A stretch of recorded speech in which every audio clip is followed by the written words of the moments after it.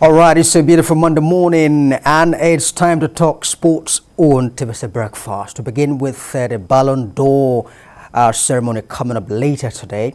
Football royalty is set to gather in Paris this Monday for the ceremony to crown the 2021 Ballon d'Or winner in both men's and women's football. Voting for the winners closed on 24th of November and the winner will be announced on Monday evening. The race to be crowned the best men's player of 2021 is between Lionel Messi and Robert Lewandowski, with Karim Benzema the third favorite. Should Messi win, it will be his 7th Ballon d'Or trophy, pulling further away from Cristiano Ronaldo, who currently has 5. Well, let me bring in Imo Asanga at the moment to help us make sense of it. Imo, well, very pleased to see your face this morning. Tonight will be when the winner will be determined, and the final tussle no longer will be between, I beg your pardon, will no doubt be between Lionel Messi and Robert Lewandowski. For you, who will it be? Definitely. Good morning, Ike. It's great to be here. Definitely the battle is going to be between Lionel Messi and Robert Lewandowski. This morning, well, quite a number of results last night. We saw Real Madrid lose again to Shakhtar Donetsk. That's a very tough one, isn't it? Yeah, and they lost the first leg. So you can conclude that they did not learn from it. And you'd want to gear up Zidane to try to look for, something different in this team coming to the Champions League. Like I always say, the Champions League is not the league you're playing. There's a whole lot of things you got to bring newly into the Champions League.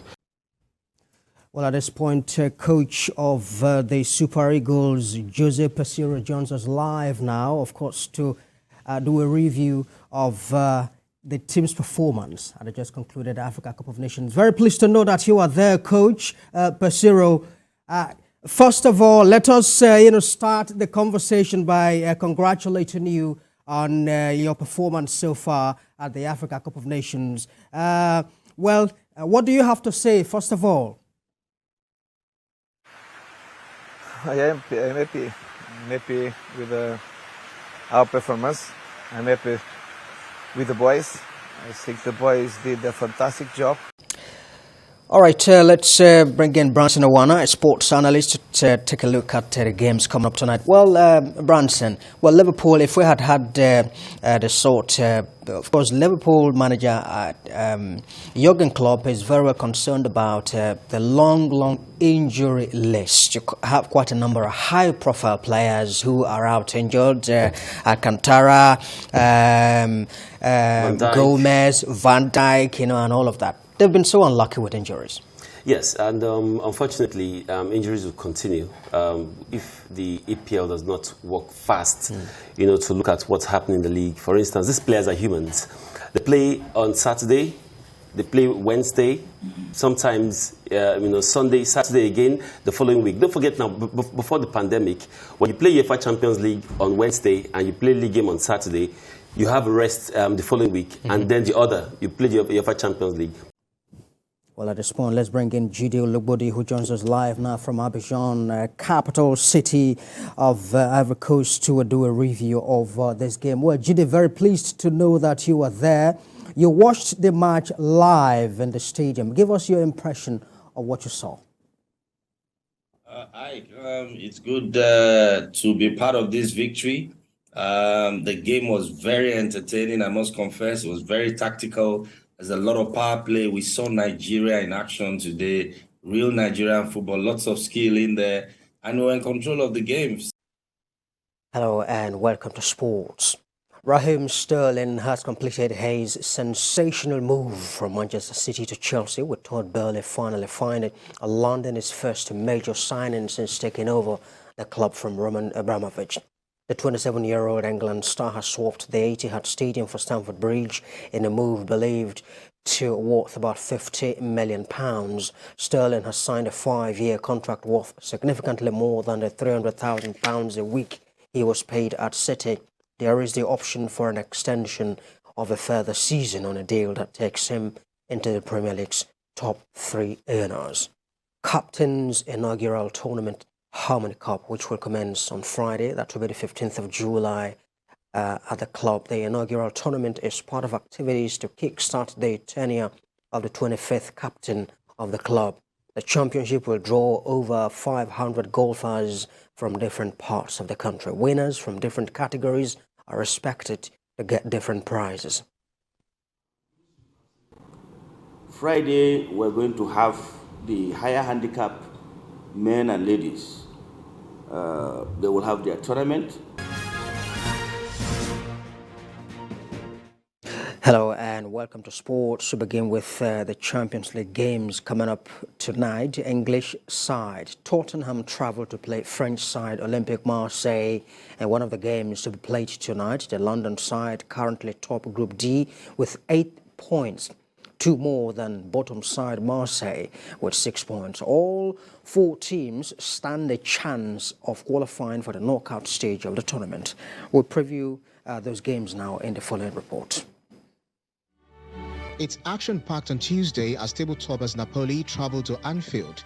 Jurgen Klopp told journalists that Italians have shown that they are one of the best on-form teams in Europe. Napoli's in incredible shape, plays incredible football, top of the table in Italy. Thank God you are alive to see today again. We arrived at polling unit 014, Surulere Constituency 1, as early as 8:30 a.m. This is where the Speaker of the House of Representatives, Femi Gbajabiamila, is expected to cast his ballot. Unlike the delay witnessed in the arrival of INEC's sensitive materials during the presidential election, the officials were already on ground. Not too long, the Speaker emerged, did his accreditation, and cast his vote. He noted that the process has been free and fair. So from what I've heard and what I've seen, INEC has upped its game. There's been a lot of improvement in terms of preparedness by the commission. I believe materials came early, the staff came early.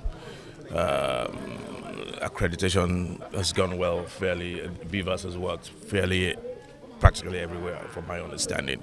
This is polling unit 023, Surulere Constituency 1, and the Minister of Works as well, Babatunde Fashola, is expected to cast his vote here. The Minister of Works, Babatunde Fashola, eventually arrived about 11:30 a.m. and the process took him a few minutes to accomplish. He noted that there were noticeable improvements in the process. The process of voting today, for me, my experience is that it was quicker.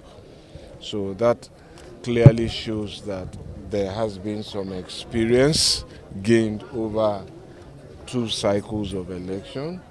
And I can also point out that the long queues that we had in the last exercise on the 25th of February are not here in my polling station. Voters who were part of the exercise also shared their views. Election process has been very swift. People are orderly. There's no problem.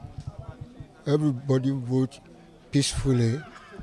And the INEC officials, they performed very well this time around. The previous election, we had so much crowd that people came out to vote, but for today, the turn-up is really, really low. Ikechukwu Obieno, TVC News.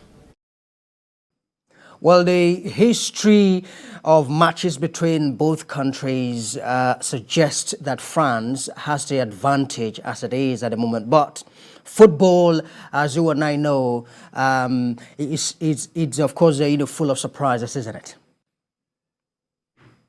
Yeah, on paper, I think France has got upper hand, but at the same time, Morocco has proven in the whole tournament that they're a very good side. And away from the EFL Cup now, residents of Ikorodu Central, West and North local council development areas have called on the governments at all levels to support the development of sports, especially football, at grassroots. They hold the view that this will help take youths off the streets. We'll have details in the following report. This is a mini football tournament organized to help discover and nurture talents. 3 teams drawn from Ikorodu Central, West and North, as well as a combined OSCO team participated in the mini championship. At the end of the intense competition, Team OSCO emerged the winners.